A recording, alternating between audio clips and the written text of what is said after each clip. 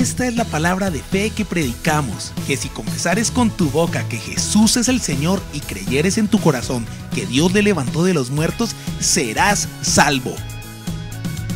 La Iglesia Tabernáculo de la Fe presenta un mensaje de esperanza.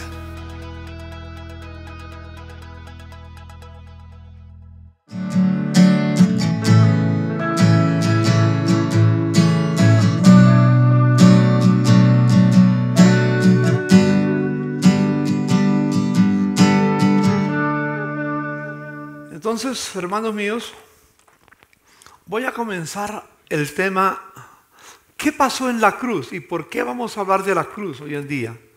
Esto tiene que ver con la familia. ¿Por qué tiene que ver con la familia? ¿Cuál fue la primera institución que se afectó por el pecado? La familia. La familia. Cuando Adán y Eva, y cuando Eva especialmente empezó a escuchar la voz del enemigo y su marido se cayó, y viendo la caída, capítulo 3 de Génesis, ¿qué fue lo primero que pasó entre ellos? Se avergonzaron porque estaban desnudos. Antes no estaban avergonzados porque capítulo 2, al final nos dice, y estaban desnudos y no se avergonzaban. Porque era una vida hermosa. No había lascivia. Había los principios que debe regir siempre el matrimonio. Y cuando hubo esa caída, esa desobediencia, cuando Dios llamó a Adán, ¿qué le dijo? ¿Qué respondió Adán a Dios? La mujer que me diste fue la culpable. Y la mujer cuando le dijo, ¿qué hiciste? Bueno, yo no tuve la culpa. Claro que mi marido se quedó callado. Ella había dicho, mi marido que estaba conmigo no me dijo nada, pero pues no sabía cómo responder. Y entonces dijo la serpiente. Ahí vino una situación complicada. Desde ese momento, ¿sabe qué es lo que hace una familia disfuncional? No lo que el mundo, el humanismo reconoce como un matrimonio disfuncional. Es un matrimonio que no vive en comunión con Dios. Es un matrimonio disfuncional. Y normalmente todos hemos pasado por ahí. Y algunos están pasando por momentos difíciles, aunque están juntos. Comen juntos, duermen juntos, pelean juntos y siguen. Pero son disfuncionales porque no tienen intimidad con Dios. ¿Qué fue lo primero que pasó con la muerte? Caín mató a Abel. Y desde ahí todos los matrimonios, todas las familias en ese tiempo, hasta llega al capítulo 6 de Génesis, cuando dice la Escritura, y vio Dios que la intención del corazón del hombre y la mujer, porque la palabra hombre es genérica, del hombre y de la mujer, el corazón de la pareja era de continuamente hacer lo que cada uno le viene en gana. Pero Jesús vino para redimir lo que se había perdido. Cuando Él muere en la cruz, Él no muere solamente por los individuos. El grande problema con nuestra cultura individualista, que siempre pensamos que murió por mí, por mí. Claro que sí. Pero si ustedes recuerdan, por ejemplo, Hechos 16:31, cuando el apóstol San Pablo, aquella noche que están prisioneros, la tierra tiembla, las prisiones se abren, las cadenas de ellos caen, el carcelero quería suicidarse. ¿Se acuerdan del verso 31 que dice el apóstol Pablo? Cree en el Señor Jesucristo y serás salvo tú y tu casa. Tú y tu familia. Cristo murió para redimir la familia. Empieza con uno, luego avanza a dos y espera que al final toda la familia esté en los pies de Cristo. Hay mucho para hablar de ese tema. Solamente quería reflexionar así rápidamente. Yo personalmente le debo mi conversión humanamente hablando a mi madre.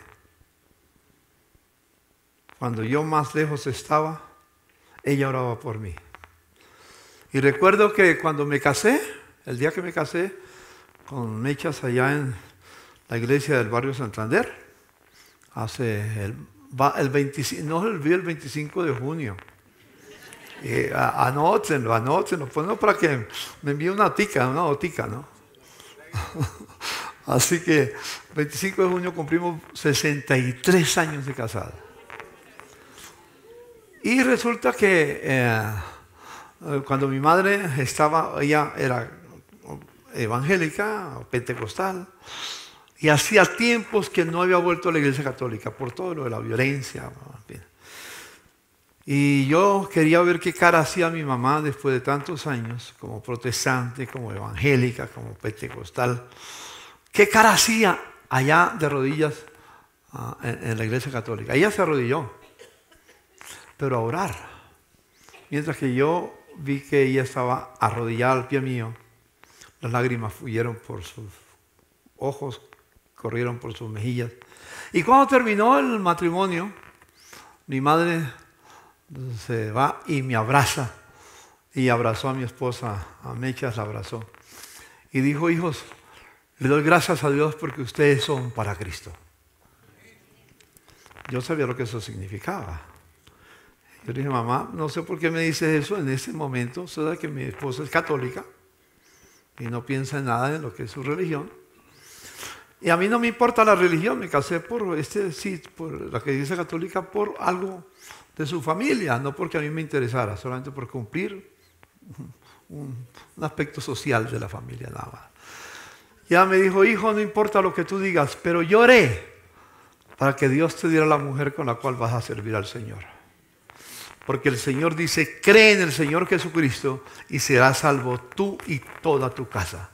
Yo creo en esa palabra, la he reclamado, te casaste con ella, tú vas a servir al Señor y tu familia también, aunque no lo creas. Y aquí están gran parte de mi familia sirviendo al Señor. Allá en Estados Unidos, espero que también, porque tengo poca relación con ellos por la distancia. Pero de todas maneras ellos conocen al Señor, y mi hija Alexandra en San Andrés conoce al Señor. En fin, la familia ha ido creciendo. Marisa conoce al Señor junto con su esposo, con sus hijos. Y cada familia va llegando toda la familia a los pies de Cristo. Amén. Todos.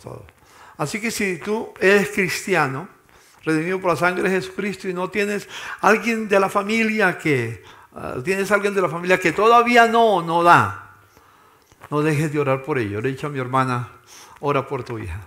Ora por tu hija. La oración de una madre tiene poder. Pero hágalo basado en ese principio. Cristo murió no solo por ti, murió por tu familia. Y tarde o temprano vamos a ver milagros. No sé cómo los hace el Señor, no sé, pero los hace. Amén. Así que, mira, dígale a su hermano: yo creo en el Señor Jesucristo y soy salvo junto con toda mi familia. Dígalo. Dígase.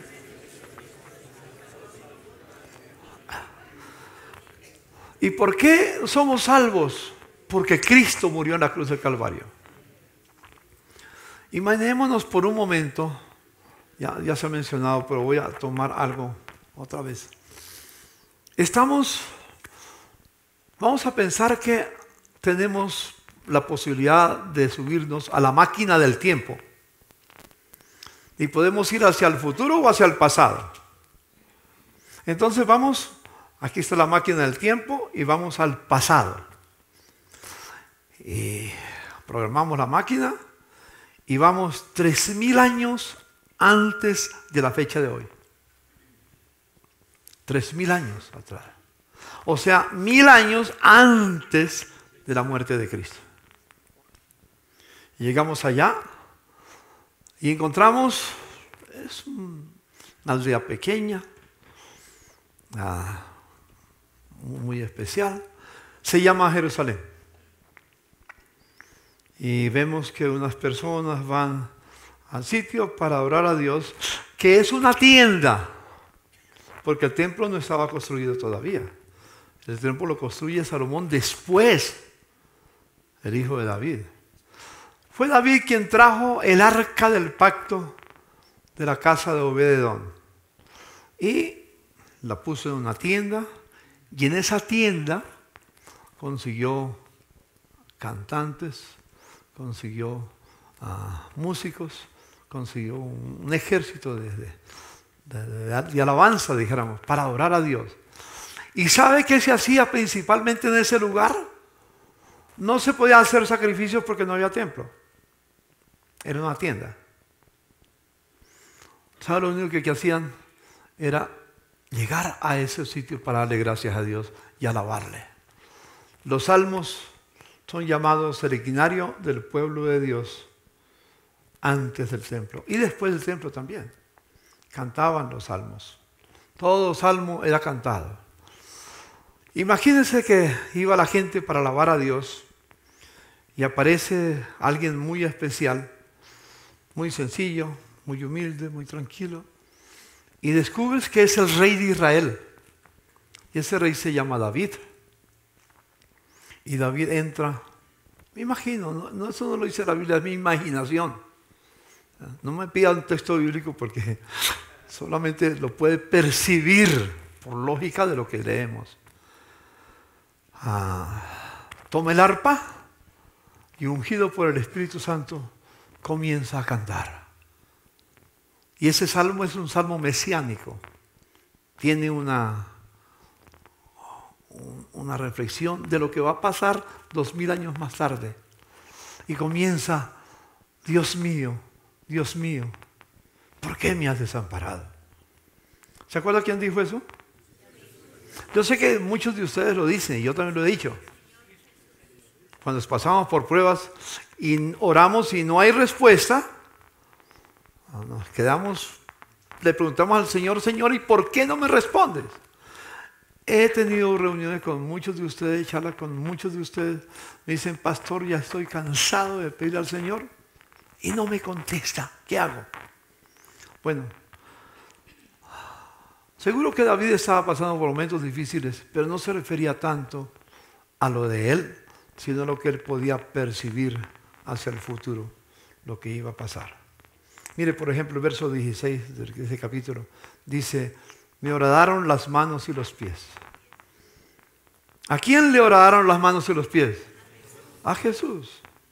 Así que lo hizo como una inspiración especial, muy linda, muy linda. Pero seguro que muchas cosas se refería a él, pero estaba yendo más allá de lo personal. Así que, hermanos, después de que entramos a ese lugar y escuchamos a David cantando lo que hoy se llama el Salmo 22. Ese era un himno para cantar, no era un capítulo para leer. Ellos lo cantaban. El himnario del pueblo de Dios eran los salmos.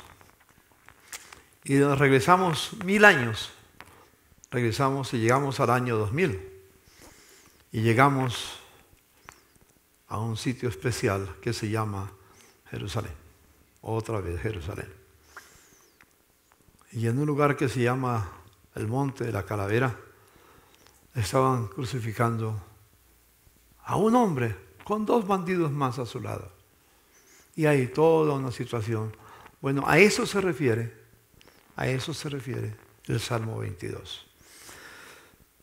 ¿Y qué estaba pasando en la cruz en ese momento?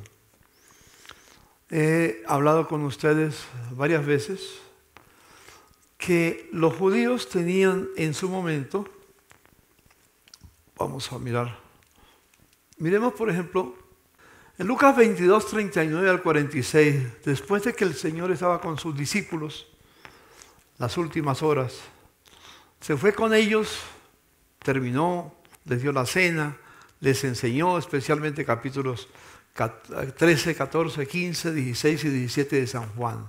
Están dados ahí en el cenáculo, unas horas antes. Termina de dar la cena y se va con sus discípulos. ¿Y a dónde va? Va al monte, al huerto de Getsemaní. Dice, saliendo se fue al monte de los olivos y los discípulos le siguieron. Cuando llegó a aquel lugar les dijo, orad.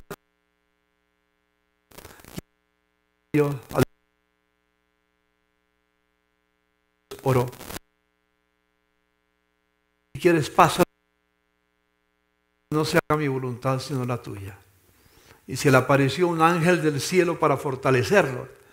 Y estando en agonía, oraba más intensamente y era su sudor como grandes gotas de sangre que caían hasta la tierra.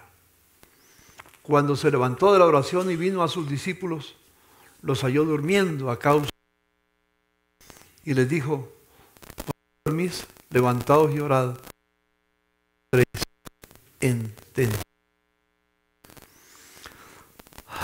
Ustedes pueden ver ese capítulo, el capítulo 22 de Lucas, y ahí empieza todo el momento, después de que termina la oración en ese lugar, que Dios el Padre envió un ángel para fortalecerlo, y su sudor era como grandes gotas de sangre, o gotas de sangre que caían a tierra.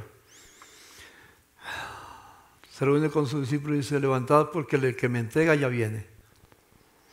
Han pasado toda la noche, lo llevaron preso, las guardias romanos lo llevaron preso, enviados por los sacerdotes, especialmente por Caifás. Lo llevaron y lo juzgaron. Caifás lo mandó, después de juzgarlo, lo manda a Pilato. Pilato, tal vez amaneciendo, lo envió a Herodes. Herodes lo regresa a Pilato. Pilato llama otra vez a los religiosos y consulta con el pueblo: ¿qué haré? ¿Soltaré a Barrabás o al Cristo o al rey de los judíos, que es Jesús? ¿Y qué dijo el pueblo y todos los que estaban ahí? A Barrabás. ¿Y qué hago con Cristo? Crucifícanle. Toda la historia. La crucifixión de Jesús comenzó a las 9 de la mañana, lo que se llamaba el Viernes Santo. 9 de la mañana comenzó la crucifixión. Y luego, si avanzamos más adelante, vamos a ver lo que pasó 3 horas más tarde, al mediodía. Y después lo que pasó durante esas 3 horas, de las 12 del día a las 3 de la tarde. Cuando viene un momento de agonía, de angustia, porque Jesús había orado: Señor, si es posible, pasa de mí esta copa. Y se acuerdan cuál es la copa que Jesús bebía. Porque en ese tiempo, cuando se hacían la reunión de la cena, de lo que se llama la Pascua, y los judíos todavía la tienen en memoria, tomaban 4 copas. La copa de la santificación, basados en las promesas de Dios. La copa de la santificación, que lo he explicado en otras oportunidades, quizás hay que volverlo a hacer. La copa de la santificación, la copa de la liberación, la copa de la redención, que fue la copa que él hizo énfasis en ese momento. Esta es la copa de mi sangre que por vosotros es derramada. La redención. Pero había una más, era la protección, la de protección. Pero había una 5ª copa que estaba ahí guardada y no la entendían en ese momento, pero Jesús la conocía. Era la copa de la ira de Dios. Muchos han pensado que Jesús, cuando dijo: si el Señor, si es posible, pasa de mí esta copa, fue un momento que tuvo dudas. No tenía dudas, ni era una actitud de rebelde contra el Padre. El Padre le había señalado cuál era la copa que tenía que beber: la copa de la ira de Dios. No era fácil para Jesús tomarla. Y eso es lo que vamos a mirar un poco para entender el trasfondo del Salmo. Si no entendemos esto, no vamos a entender el Salmo. Cristo bebió la copa que yo tenía que beber, que tú tenías que beber. ¿Por qué? Por el pecado. Hay tanta riqueza en esa verdad. Pero Jesús decidió desde la eternidad beberla por nosotros. El Padre, el Hijo y el Espíritu Santo, que planearon crear una familia de muchos hijos que todos fueran similares a Jesús, y que empezó con la creación de Adán y Eva, pero que luego el pecado nos separó de esa verdad, pero Cristo vino a restaurarla y por eso murió en la cruz del Calvario. Bebió la copa y por eso tú y yo no tenemos que beber la copa ahora podemos disfrutar de la gracia de Dios y ya yo no beberé la copa de la ira de Dios. La beberán todas las naciones que han rechazado al Señor. Cada hombre, cada mujer, cada familia que ha rechazado a Dios tendrá que beberla, quiera o no. Pero la única forma de escapar es a través de Jesucristo. Aleluya. No levanta las manos y dice: Señor, gracias por ti. Por ti, gracias, Señor. Yo puedo disfrutar de tu gracia y no tengo que beber la copa que ya tú bebiste por mí. Amén. Amén. Con esto en mente, para que sigamos entendiendo, vamos a... En Apocalipsis 6, versículo 15 al 17, dice: y los reyes de la tierra, y los grandes, los ricos, los capitanes, los poderosos, y todo siervo y todo libre, se escondieron en las cuevas y entre la peña de los montes, y decían a los montes y a las peñas: caed sobre nosotros, y escondednos del rostro de aquel que está sentado sobre el trono, y de la ira del Cordero, porque el gran día de su ira ha llegado, y ¿quién podrá sostenerse en pie? Déjame decirte que ese día viene. Puede ser pronto, puede demorar, pero viene. Y pareciera que mientras más suceden las cosas, pareciera que más se acelera realmente el cumplimiento de esa profecía que está en Apocalipsis capítulo 6. En Apocalipsis 9:6 dice: y en aquellos días los hombres buscarán la muerte, pero no la hallarán. Interesante un paréntesis acá. En estos días la inteligencia artificial está creciendo tremendamente. Y la mayoría no entendemos lo que es la inteligencia artificial o a dónde piensa llegar. Le voy a decir a dónde piensa llegar. Piensa llegar la inteligencia artificial en hacer al hombre inmortal. A través de elementos que meterán en el cuerpo vez tras vez. Inclusive, como dice el Foro Económico Mundial, en una de las predicciones que tienen, ya para el 2030 ha sido su profecía. No sé si alcanza a llegar ese tiempo, pero es su meta. Ya no necesitaremos donantes para algún miembro que haya que donarle a otra persona para que pueda seguir viviendo. Pero que alguien se va a morir y que tuvo un accidente y que posiblemente le pueden sacar el corazón o le pueden sacar los pulmones o le pueden sacar una parte de su cuerpo. Y muchos están esperando en las clínicas donantes para poder sobrevivir. Y no pueden hacer nada porque no hay donantes. Pero ya el Foro Económico Mundial lo ha anunciado en su profecía. Lo ha anunciado que en el 2030 no tendremos necesidad de esperar donantes, sino que los miembros del cuerpo que nos faltan serán producidos en la máquina. Y lo hará. Yo no sé a dónde va. Precisamente uno de los fundadores de la inteligencia artificial decía unas palabras que me causaron bastante interés. Es un ex ingeniero de Google. Anuncia que el 2030 se empezará, por medio de la inteligencia artificial, empezar a prolongar la vida. Y en el 2045, la inteligencia artificial igualará o incluso superará a la humana y se proyectará hacia la inmortalidad. ¿Qué nos dice el pasaje? Cuando yo leí ese pasaje hace mucho tiempo, ¿será que el hombre llegará el día en todos los avances que va? Porque el que añade ciencia añade dolor, dice el sabio Salomón. ¿Será que logra ser inmortal? No sé. Las cosas van creciendo día tras día. Ya se está anunciando. Google lo ha estado trabajando con Microsoft y con todas esas situaciones que hay en el mundo. Precisamente allá en Ginebra estaba escudriñando lo que está pasando allá y me dio mucho más luz. En aquellos días los hombres, ¿qué dice? Buscarán la muerte, pero no lo hallarán, y ansiarán morir, pero la muerte, ¿qué? Huirá de ellos.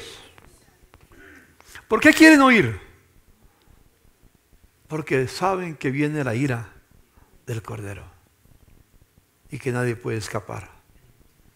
En el capítulo anterior, el versículo anterior, estaba mencionando de que ellos, pero comienzan a decir: escondednos de aquel que está sentado en el trono y del Cordero, de la ira que es del Cordero, escondednos. Así que hay muchas cosas que en el mundo llegará el momento en que se tendrán en cuenta. Pero miremos ahora nuestro libro de estudio, nuestro capítulo de estudio. Esta es la introducción a nuestro capítulo de estudio. Capítulo 22, versos 1 y 2 solamente por ahora. Dios mío, ¿por qué me has desamparado? Si ustedes leen el libro de Mateo, fueron las palabras que Jesús clamó cuando llegó el mediodía y la tierra se oscureció. Y tembló y se oscureció la tierra. Y por 3 horas hubo oscuridad completa. En medio de la oscuridad, Cristo gritó: Dios mío, ¿por qué me has desamparado? ¿Por qué estás tan lejos de mi salvación y de las palabras de mi clamor, de mi grito, de mi angustia con la cual clamo? Dios mío, clamo de día y no respondes, y de noche y no hay para mí reposo. Es un momento oscuro para él, no solamente en las cosas que está viviendo emocionalmente como hombre, sino por la oscuridad que cubría la tierra. Es bien claro el pasaje. Fíjense, un salmo mesiánico, como lo he mencionado antes. En ese momento en que Jesús tuvo ese grito de agonía, estaba bebiendo la copa de la ira de Dios. ¿Qué quiere decir eso? Vamos a ir adelante. En Marcos 15, 33, 34 dice: desde el mediodía y hasta la media tarde, 3 de la tarde, quedó toda la tierra en oscuridad. Y a las 3 de la tarde Jesús gritó a voz en cuello: Eloi, Eloi, lama sabactani, que significa: Dios mío, ¿por qué me has desamparado? Me llama mucho la atención ver las palabras que se repiten vez tras vez. Ustedes se pueden imaginar, en Juan 8, 29 Jesús dijo: no me ha dejado solo el Padre, porque yo hago siempre lo que le agrada. Se pueden imaginar Jesús, que por la eternidad en el pasado, y sabía que la eternidad en el futuro, siempre estaría con el Padre. Y de repente se abre un paréntesis en su vida, donde el Padre no está. No lo siente, no lo ve, no le escucha, no le oye. ¿Por qué? Ustedes pueden imaginarse la angustia de ese padre allá en el Amazonas en este momento, junto con las fuerzas de la policía, las fuerzas que vienen para buscar los 4 niños perdidos en el Amazonas. ¿Cuál será la angustia de ese padre? Sus hijos no lo ven. Sus hijos no saben que él es angustiado. Pienso en la niña de 11 meses que está viva. Bueno, no sabemos qué ha pasado. No sabemos. Pero, ¿cuál sería la angustia en días pasados? Y tal vez si están vivos hoy. La angustia de esa hija de 13 años.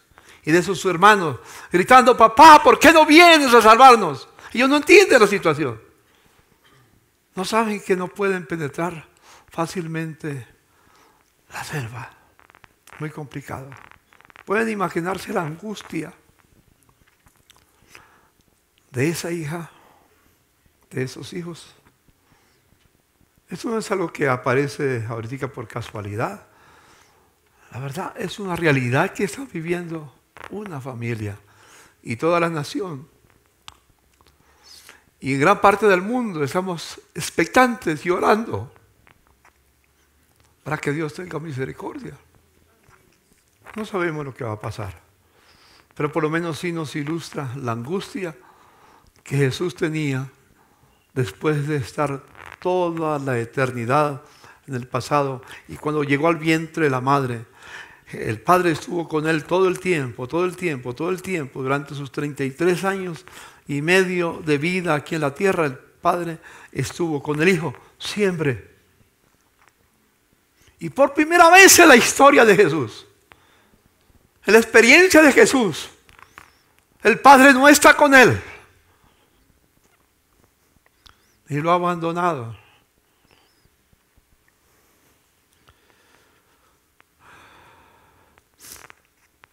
Hay dos pasajes que nos dice por qué.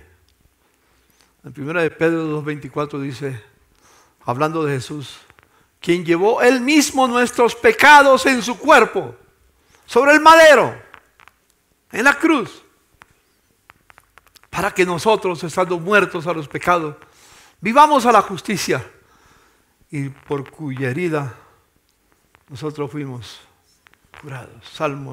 Isaías 53. Por sus heridas fuimos sanados. Pedro lo está recordando. Pero también Pablo lo dice en 1 y 2 de Corintios 5:21. Al que no conoció pecado, por nosotros lo hizo pecado, para que nosotros fuésemos hechos justicia de Dios en él. Por nosotros lo hizo ¿qué? Pecado. En el momento que está en la cruz, donde él grita, en medio de la oscuridad, donde nadie más podía ser testigo de ello.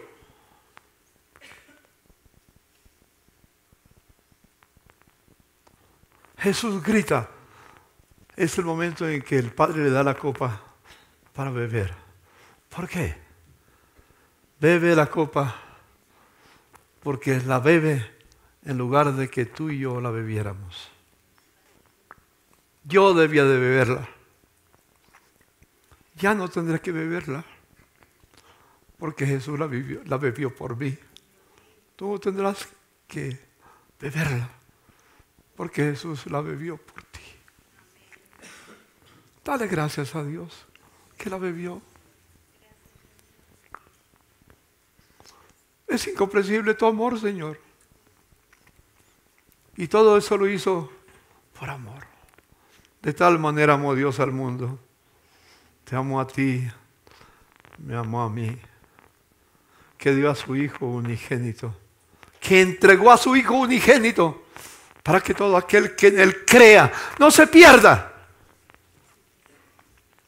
El Padre envió a su Hijo para salvarnos. Pero el precio que pagó fue grande. Bebió la copa de la ira. La ira del Padre que debía descargarse sobre tu vida y sobre mi vida, se descargó sobre Él. Lo más triste para un hijo es perder la relación con su padre. Creo que no hay nada más angustioso para un hijo que pierda su relación con su padre. ¿Cuántos padres que abandonan su casa no se dan cuenta del dolor que causan en un hijo que está abandonado o en una hija que está abandonada por su padre? Todo eso solamente para mostrar, para pensar, para reflexionar en lo que significaba para Cristo sentirse abandonado de su Padre. La razón, dice, pasemos esto más adelante, el tiempo se me va. Pero pasemos esto también, que nos habla del por qué somos pecadores y necesitamos la salvación, la redención. Pero mirando acá, hay un pasaje muy interesante que miramos en las Sagradas Escrituras. El verso 3 del capítulo 22. ¿Qué dice el versículo 3? El versículo 3, para que abran sus Biblias, hermanos, dice algo sencillo. ¿Sabe? Él descubre por qué, confiesa por qué el Padre lo abandonó. ¿Sabes por qué? ¿Qué dice el versículo 3? Porque tú eres santo. Porque tú eres santo. Dios es santo. Sed santos porque yo soy santo, dice el Señor. ¿Ves otra vez? El año pasado hablamos de la santidad de Dios. Y uno de los pasajes que tomamos fue Isaías capítulo 6. El año que murió el rey Usías, vi yo al Señor sentado sobre un trono alto y sublime, y sus faldas llenaban el templo. Y los serafines daban voces diciendo: Santo, santo, santo es el Señor, Dios Todopoderoso. Y los quiciales del templo se movieron.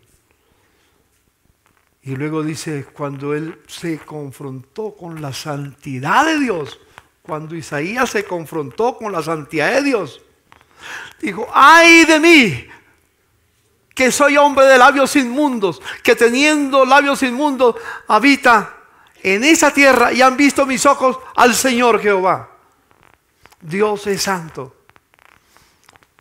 Los 10 mandamientos nos han sido dados para vivir en santidad. No somos salvos por los 10 mandamientos, pero Dios quiere que vivamos en santidad. ¿Cómo puede ser una persona santa si tiene otro Dios distinto a Dios? Digamos, llegando a la otra, ¿cómo puede ser una persona santa si no honra a su padre y a su madre? ¿Cómo puede ser una persona santa si comete asesinato, si mira a otro con desprecio, que Jesús lo llama asesinato? No cometas adulterio. Cualquiera que mire a una mujer para codiciarla ya adulteró con ella en el corazón. Y sigue diciendo: no robes, no des falso testimonio contra tu prójimo, no codicies nada de tu prójimo. ¿Cómo puede ser uno santo si se compara con eso? Es una norma, una regla para mi vida. Es como un muro de protección. Voy caminando y Dios no quiere que me salga, porque al lado y lado hay abismos que no voy a, si caigo al abismo no voy a salir. Entonces me pone un muro de protección para que yo camine hacia el lugar donde está mi Padre. Por eso Jesús dijo: yo soy el camino, la verdad y la vida. Nadie viene al Padre. Yo soy el camino. La única manera de ir por el camino es viviendo en santidad, como Jesús vivió. Hemos sido llamados a vivir en santidad. Ya Jesús bebió la copa por nosotros. Gracias a Dios. Pero eso no quiere decir que ahora nos podemos descarriar y vivir y hacer lo que nos da la gana. Él murió por mí, bebió la copa de la ira por mí. Ayer estaba mirando algunos mensajes que a veces me da por navegar un poco. Y encontré un mensaje de una persona que decía, ¿sabe? Decía: a mí no me angustia pensar que un día voy a ir al infierno y a fuego eterno. Eso no me asusta. Dice, porque yo ya tengo al Señor. ¿Sabe qué me asusta? Que haya tanta gente que va rumbo al infierno y yo no le he hablado de la persona más dulce, más bella, más amorosa, más sin igual que Jesús de Nazaret. Porque es en Jesús que podemos tener la esperanza. Y yo, que conozco la verdad, me callo y no le cuento a nadie del inmenso amor de Dios. Como dice Steve Green en su canción: oh, qué amor, inmenso amor el de Cristo Jesús para mí. Hay una canción, hay varias canciones que hablan del amor de Dios. Hay una canción y un principio, una frase que aprendí de un hermano muy cercano. Dijo que el amor de Dios es tan profundo que prefirió morir en la cruz del Calvario antes que vivir sin nosotros. Prefirió morir antes que vivir sin ti, sin tu vida. Es incomparable. ¿Por qué? ¿Lo mereces? No, no lo merezco. Es por gracia. Nadie puede decir, si Él murió por mí, es que yo estoy hecho. Yo siempre hago, siempre lo he complacido. No. Gracia es recibir lo que no merezco. Muchos oran diciendo, Señor, haz justicia, Señor. Si Dios hiciera injusticia comenzando por ellos, ¿qué es justicia? Dale al otro lo que merece. Pero gracia es darle al otro lo que no merece. Por gracia somos salvos por medio de la fe. Amén. Diga gracias, Señor, porque soy salvo por gracia. Por gracia. Hermanos, hay tanta riqueza, tanta belleza en este hermoso salmo que me maravilla. La verdad. Déjeme ir terminando diciendo, Dios odia el pecado. ¿Sabe por qué Dios odia el pecado? Porque el pecado es la barrera insalvable para que tú y yo podamos vivir con Él. Porque Él te ama y quiere que tú y yo estemos, pero tú decides vivir santamente o como quieras. Y Dios odia, aborrece el pecado. La Biblia es muy clara al respecto. Por eso nos pide que seamos santos, porque el que nos creó es santo y nos creó a su imagen y semejanza. Se desdibujó la imagen y semejanza cuando pecamos, pero una que somos redimidos para vivir una vida santa, santa. Porque tú eres santo, dice la Escritura, por eso el Señor entiende y lo proclama a David. Porque tú eres santo, tú que habitas entre las alabanzas de Israel. Tú eres santo, por eso. Hermanos míos, debemos obedecer los mandamientos de Dios. El verso 6, del cual vamos a hablar el próximo domingo, es muy claro. El verso 6 dice, mas yo soy gusano y no hombre, oprobio de los hombres y despreciado del pueblo. Todos los que me ven menean la cabeza, me escarnecen, estiran su boca, menean la cabeza diciendo, se encomendó a Jehová, líbrele Él, sálvele, puesto que en Él se complacía. Cristo llegó al momento, en ese momento de tomar la copa de la ira, en sentirse un gusano que no valía nada. Y vamos a pensar en eso de hoy, 8 días. Así que, hermanos míos, el Padre abandonó a su Hijo en la cruz. En el momento que estaba viviendo la copa de la ira de Dios, porque llevó sobre su cuerpo nuestros pecados. Ese fue el precio que Jesús pagó para que fuéramos adoptados como hijos de Dios.